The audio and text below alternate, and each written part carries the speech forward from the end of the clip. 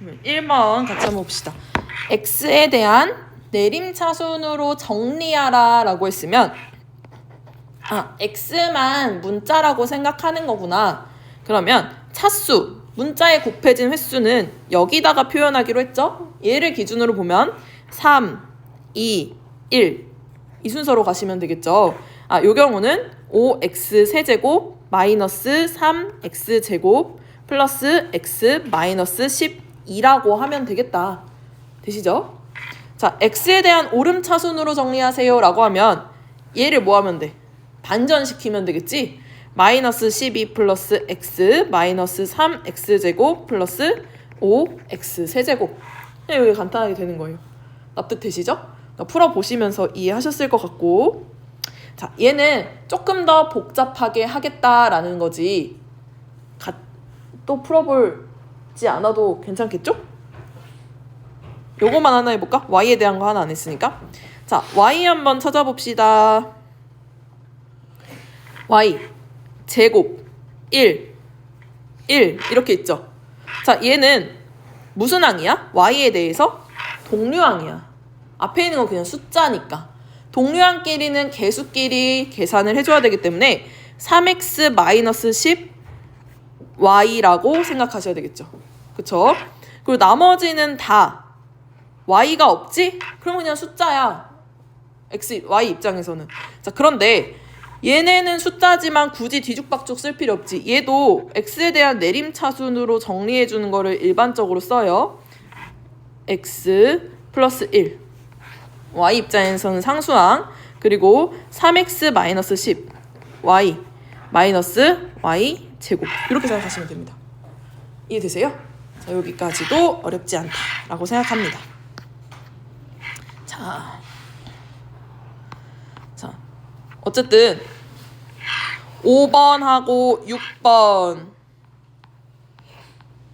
있지만 결국에는 7번을 해결하기 위해서 이 행동을 하는 거거든요. 그래서 빠르게 노트 해볼게요. 이거는 왜냐면 사칙연산 할 줄 아는데 이걸 모를 리가 없어. 간단해요. 자, 교환법칙이라고 하는 거는 보통 뺄셈에서는 성립하지 않아. 덧셈. A 더하기 B나 B 더하기 A나 똑같잖아요. 그래서 덧셈에 대해서 교환법칙이 성립한다 라고 배우셨죠. 자, 그리고 A 곱하기 B는 B 곱하기 A. 자, 곱셈에 대해서 교환법칙이 성립한다. 나누기 역시 안 돼요. 그쵸? 요걸 의미하는 거고. 그럼 결합 법칙은 무엇인가? 결합. A 플러스 B 플러스 C. A 플러스 B 플러스 C. 요거였을 때 A, B 먼저 더하고 C를 더하나 B, C 먼저 더하고 A를 더하나, 즉 덧셈에 대해서 결합법칙이 성립한다 라는 의미예요. 그리고 곱하기도 마찬가지죠. 순서가 상관이 없어. 모두 다 곱하기라고 이루어져 있으면 A, B를 먼저 곱하고 나중에 C를 곱하나 B, C를 먼저 곱하고 나중에 A를 곱하나 상관이 없죠.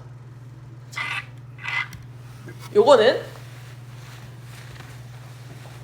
이렇게 생각하시면 되고요. 자, 그리고 3번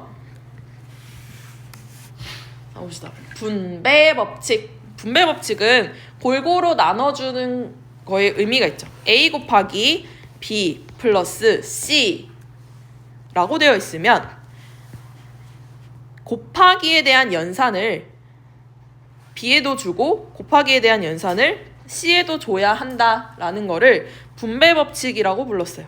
그래서 AB 플러스 AC다.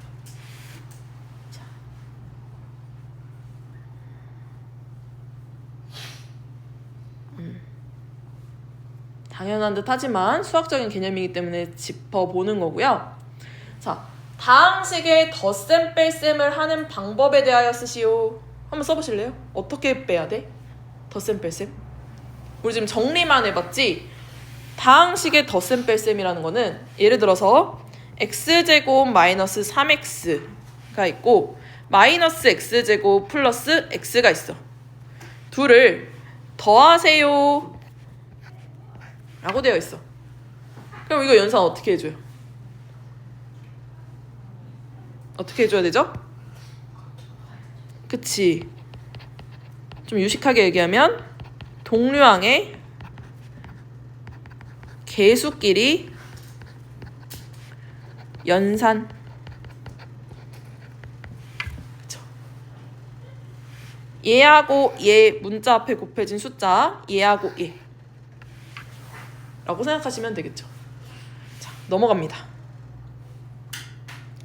하여튼 정확하게 정의할 필요가 없어 저런 거는. 자, 그러면 A, B, C를 계산하여라 라고 되어 있거든.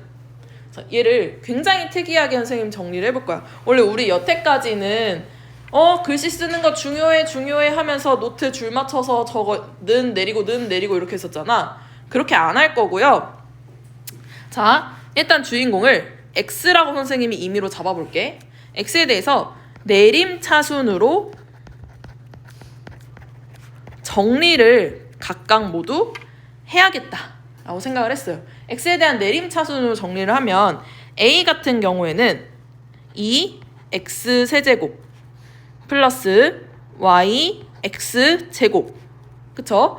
그리고 다음에는 원래 순서대로 X만 있어야 하는데 없잖아. 그래서 요거를 0X라고 생각을 할게요. 그쵸? 그리고 다음이 상수항이니까 3Y 세제곱이라고 생각을 하는 거예요. 자, B에 대해서 다시 X에 대한 내림차순을 정리하면 2X 세제곱 그리고 여기는 0X 제곱 플러스 3Y 제곱 X 마이너스 Y의 세제곱, 이런 식으로 정리할 수 있겠죠? 자, C 한번 볼게요. C는 마이너스 X 세제곱 그리고 마이너스 Y X 제곱 마이너스 Y 제곱 X 그리고 플러스 2Y 세제곱, 이렇게 되겠죠. 정리를 하는 것의 목적이라고 생각을 하셔도 되는데 어차피 얘는 이 녀석들의 자리를 의미하거든. 정리를 해주면 일부러 0을 넣은 거야. 자리를 맞추려고. 이해돼요? 어차피 동류항끼리 개수 사칙연산할 거잖아. 그럼 얘를 2 더하기 2 더하기 마이너스 1이다. 요거 더하고 요거 더하는 거죠?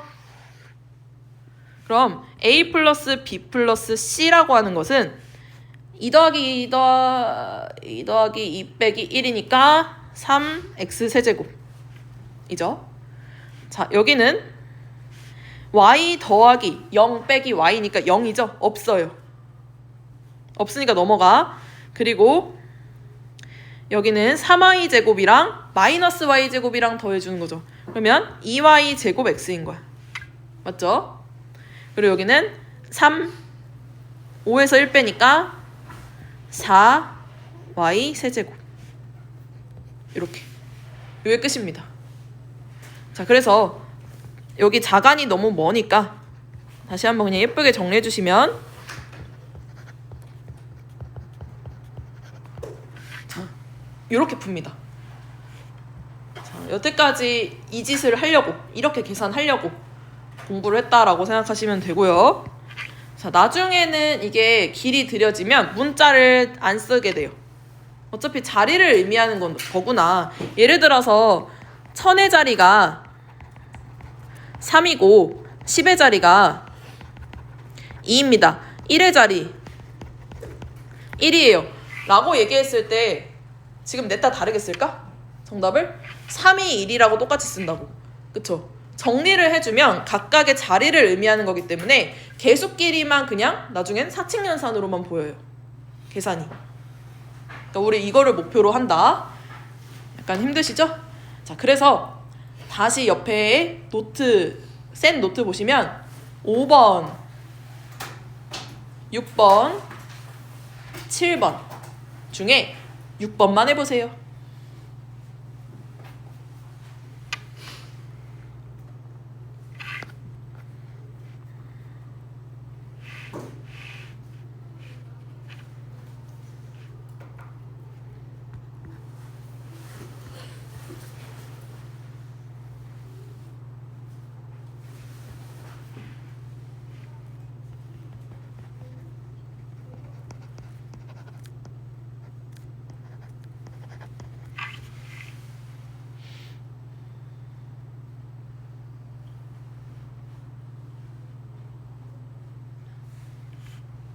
은우인가? 은우 너무 쉬워요? 풀었어? 이거는 이제 단순하니까 분배 법칙 써서도 금방 하시겠지만 우리의 목표는 동류항이 일단 눈으로 먼저 보여야 돼. 보이고 계수 이거 안 틀리려고 이렇게 하는 거거든. 오류를 최대한 줄이려고 마이너스 1 플러스 7 마이너스 2 먼저 보이네. 그리고 정리해서 예쁘게 쓰기. 이걸 목표로 하시면 돼요. 보실 때. 그쵸? 자, 그리고 여기 어차피 숙제 라인이니까 잠깐 넘어갈게요. 우리 갈 길이 멀어서. 자, 여기에 귀엽게 써져 있네. 한 문자에 관해 정리하면 동류항을 발견하기 쉽다. 이렇게 써져 있어도 직접 해보셔야 이해가 되시겠죠? 자, 단항식 곱하기 단항식 계산은 우리 중학교 2학년 1학기 때 겁나 많이 했어. 이 어떻게 해요? 지수법칙이지. 그러니까 x 4제곱 y 제곱 나누기, 그러니까 곱하기나 나누기나 어차피 역수니까 x y다 라고 하면 지수법칙 이용해서 x 세제곱 y라고 쓰셨죠? 약분해서 쓰시는 분들도 있겠지만 지수법칙 배우려고 이거 한 거야. 그쵸? 다항식 곱하기 단항식은 어떻게 될까?